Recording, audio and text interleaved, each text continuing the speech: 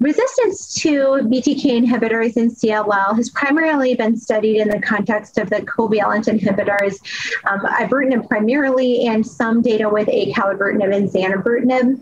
We know that especially in the relapse setting, we do see patients progress on the drug.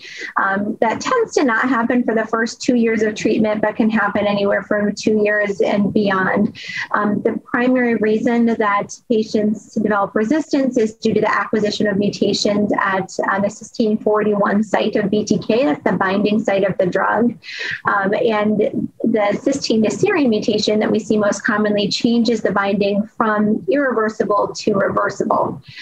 We also sometimes see mutations in PLC gamma 2, which is the downstream target of BTK, and therefore even if BTK is inhibited, the cell is actually able to be turned back on.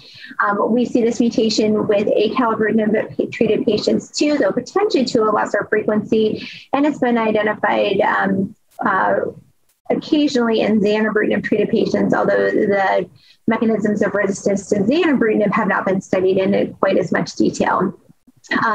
We have seen that there are a number of agents that work in patients who are resistant to covalent BTK inhibitors. Venetoclax was the first one that was shown to be effective in this setting.